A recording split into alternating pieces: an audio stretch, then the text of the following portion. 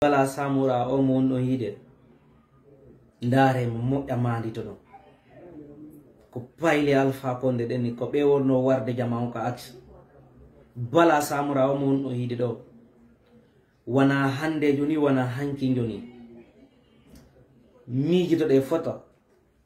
ko kanko noddi Aliouba inni Aliouba sa deƴƴali si a accali si a renaki e koko wonɗa wolude ɗo min nangete min nangama kadi hara goto wawatama yaltinde min nangete kala ko yimɓe ɓen afiri ɓe wawatama yaltinde lolle woni gonga Aliouba fende wonno e jil jama on noddunomo inni ta aru ta artu ka lagine ɗo na lagine e Sénégal na gotum Sénégal nde Sonko nangano ɓay satti mawɓe jigiri haaloɓe gonga ɓen ɓe immino ɓe dari ɓe inni Aliouba e ɓe inni Sonko ko ma yaltine élection wawitake yeyde e ɓawo Sonko ɓe fewtuno e Macky Sall ɓe inni si mois A de avril hewti a organisa l' élection are hande kadi na hande kadi a président de la république o organise élection ji ɗi Sonko yeehi ha tawi wata busiɗo feƴƴini Diomaye Faye hande noko laamu on yeehi hande probléme ji ɓuytike woɓɓe inni probléme ji ɓuytike selon no ɓe wiyno Sénégal bala samura o mon no hiide ɗo ko harmuɗo won no hiide ɗo bala samura mon ɗo ko criminel jo wonno hiide ɗo bala samura mon ɗo so renake makko onon fulɓe wonɓe ɓen ka gouvernement manon population suka ɓen faalaɓe ɓen ɓe mone musata ɓen sen gerale ko wallahi billahi ɓe warira jama goto goto kala do immiɗo wooli gonga ɓe warani mi yetoto ɗo noon ɓe wonɓe ɓe nini ka gouvernement fulɓe ɓe minnayi fulɓe ɓen nini Mamadino e sattede ha feƴƴiti kero mais nde sattede maɓɓe ɗo ɓe wawata yaade ɓe yulto e mayre sina ɓe golli e pullo ɓe gollitirde fulɓe ɓe nangirgol ɓe boddi si on jooɗike on sikki on wona e membre du CNRD aron fi bonnugol parti jamen ni min jaɓanta on non ko fenande jokkuɗon non ɗum ko goo ɗimmum ɗum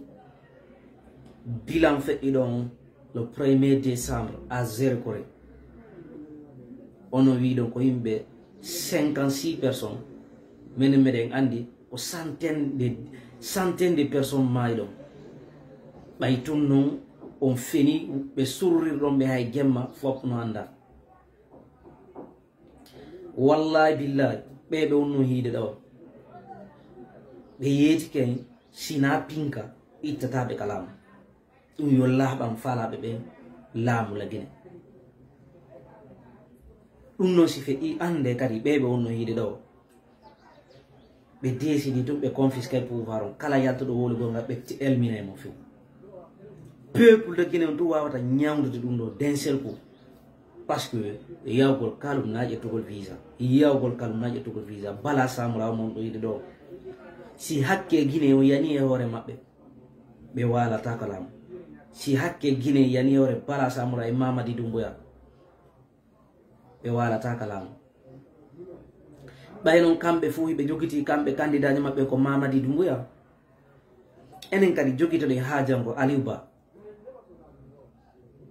présidentiel e parti ji politique heɗitiɗ ɗin jogitoɗen hammoje enen kadi jogitoɗen détermination men o yihen en anday enen maɓɓe ko homɓe accanta goɗɗo par ce que peuple de Guinée hay goto wonda e maɓɓe ɓay tumɓe jonde ɓe mbuuɗo mais kamɓe tigiri ɓe andi si ɓe jonniɗo mbuuɗi ha janggo o référendum si waɗama ɗo on tigiri on nani ɓe wi woɓe wakkilo dès le premier tour koye Mamadi tappi par ce que si ɓe tappi premier tour ɓe wawi inde hande kadi so ɓe yahal deuxiéme tour komi faala retene moƴƴa bala samura Idi Amin Amara Mamadi Usu Jiga Bawuri ɓe fop maɓɓe mi ala ittude hay e goto ala ɓe fop maɓɓe wallahi billahi iɓe mari cuuɗi Europe e Amérique ɓiɓɓe maɓɓe ɓen fop no Europe e Amérique ɓiɓɓe maɓɓe fuka no yoɓanede école ji kadi no jangude école ji hara ko sattuɗi kadi goɗɗi ko 3500 euro goɗɗi ko 5000 enen hiɗe wartanade ɓe ɗo fi waɗangol ɓe campagne fi 50.000 20.000 guine no tappi kala ko guinejo on tappi mo tappi few wallahi mo tappi yo Allah ɓuyta en ɗum ɗo ka leydi meɗen wawi famude honno musata en sina ɗum hare gasali few ɓeɓe on no yiɗi ɗo dakkali ɗiɗi on no yiɗi ɗo son sikki on jinganayɗi ɗo fiɓe jonde mburi si feƴƴi ɗo ɓe ƴiriɗo peɗa billahi si ɓe ƴiriɗo peɗa en wawata jamais enen e laamu ma enen e ɓuttu wayiray ka meɗen à très bientôt yo Allah hawridi no e saba